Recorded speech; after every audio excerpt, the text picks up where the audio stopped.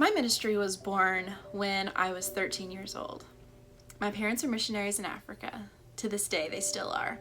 And so I grew up as a missionary kid from the time I was 9 till I was almost 19. And when I was about 13 years old, a family that we were connected with in Kenya were expecting their first baby. Now, in Kenyan culture, they don't talk a lot about pregnancy. It is considered bad luck, basically, to talk about the baby too much.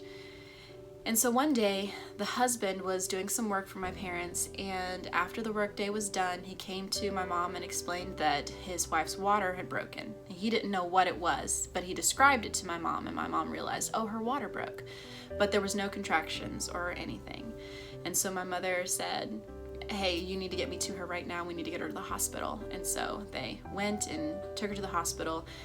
Come to find out that through 3 days prior to this, her mother had told her that she was gaining too much weight and the baby would be too big to be born. So she stopped eating for 3 days. It is very likely that the baby was gone before the water broke. There's so little nutrition in their diet anyway, and that 3 days lack of nutrition was just too much. What happened next was a long series of things. That there was a C-section, the doctor had just been drinking at a bar and he was not fully aware, and he nicked her bladder while he was doing the C-section, and all sorts of, it's a long, horrible recovery from the loss of this baby for this family. And I remember my mom telling me that when they placed the baby in the coffin, and when they were burying the baby, the extended family of this family wanted the baby to be born facing towards Mecca because that is the Muslim tradition. And the father said, no, this baby is not a Muslim, he is a Christian. And as they were placing the baby in the ground, my mom was just crying. And Arero told her, it's okay, Mama Abby, God is still good.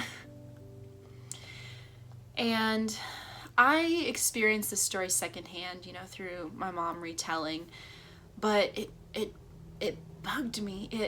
It stirred me on a deep level, and I thought, if she'd just known the truth about how baby growth works, about what water breaking is, if she had just known these things, then her baby's life could have been spared. And it just felt so senseless to me. And so I decided that when I grow up, I want to work with babies somehow. I'm not sure what that is, but I want to work with pregnant, expecting mothers and babies and families and get them the knowledge and information that they need.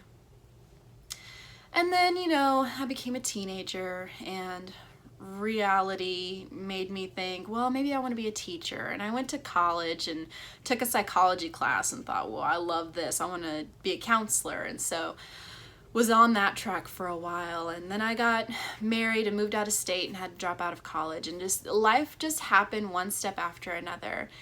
And I was 22 years old and pregnant with my first daughter. And I was watching, documentaries, reading blogs, everything I could to be as prepared as possible for my birth. And I learned about what a doula was, and I thought, what an awesome job that is, to be able to make huge impacts on health just by sharing information. And even still, it didn't click for me. I do not know how. God is patient through my stubbornness, y'all. And so it wasn't long after my daughter was born that I decided to be a midwife. But I wanted to be a home birth midwife. I didn't want to be a hospital midwife. And so I was working on that track, even went to a local home birth midwives conference at the Gesundheit Institute, which was just an amazing experience. And it was there that I discovered that West Virginia was changing the laws so that you could not become a home birth midwife through apprenticeship like you used to be able to. You had to go to an actual home birth midwife school. The problem is there are not any of those in West Virginia. So there aren't any of those in West Virginia. So that made the home birth midwife path seemingly impossible. So then I thought, okay, well, maybe I should go the hospital-based midwife track and try that. So I signed up for classes to go to nursing school, and still it didn't click. And so then I made the decision to work as a doula until I could actually be a midwife, because I thought, if I'll be working in the birth world until I get there. And then once I started, I lit up. My whole world changed. It was like I saw my whole life laid out before me, and it was exactly what I'd always dreamed, and it was exactly what God called me to do. And I've been doing it ever since. I haven't looked back once. And it was about almost 3 years ago that I started feeling the calling to serve low-income families as a doula. And that wasn't a hard decision to make. My heart was already there anyway, because with both of my children, I couldn't afford a doula. I did have a doula with my second, but the only reason I could afford her is because she was a student and she was offering her services for free. We ended up paying her what we could, but if it hadn't been for that, I couldn't have afforded a doula. And again, the same indignation rose up in me as it did when I was 13. I thought, this service can potentially save lives. C-sections come with severe complications sometimes, and birth comes with severe complications, and sometimes the thing that is needed to save a life is information. I had a woman who was not a client because she lived far away, but she was asking me advice, and I wasn't giving her super specific advice. Most of my advice was teaching her how to get informed consent on her own, since she wouldn't have a doula beside her because she couldn't afford one. And she told me afterwards, after her baby was born, that her doctor had admitted that he had not read her chart thoroughly when he was offering suggestions. And it just blew me away. This is something that could save lives, and some people can't afford it. It could save lives, and some people don't even know what a doula is. Feeling that familiar passion, that fire, it keeps me going on the hard days, y'all. Because there's just no reason that this service shouldn't be available to everybody. And that's what I try to do. I try to get my business out there to as many people as possible. Now, occasionally I will have people say something along the lines of, wow, you give lower cost services and you serve low-income families, that's amazing. And I'm not saying I'm not grateful for those compliments, and I'm not, they definitely do keep me going sometimes. But I gotta tell you guys, it's not a sacrifice. Being a witness to what these amazing families go through and being able to share their journeys is unbelievable. And not that I've never had financial struggles, and not that I wouldn't be much better off if I charged full price and went the full price doula route. It would be amazing. Like just like little things like being able to afford to pay for ads so that people could find me more easily. Little things like that would be amazing, for sure. But God always makes the money come exactly when it needs to come. I have very flexible payment plans, and so many times, I'll have clients paying a little bit at a time, which is perfectly fine. It always works out that way. And if you have several clients paying little bits at a time, then it's kind of getting lump sum sometimes. But I remember the first time that a client paid me the full amount at the birth, and we had just a couple days before a piece on the car broke. It was exactly the amount I needed to pay for that part on the car. Like, I was blown away at God's provision, because if they had paid little bits like everybody else, then I probably wouldn't have thought to, save that exact amount of money, because I didn't know that exact part was going to break on my car.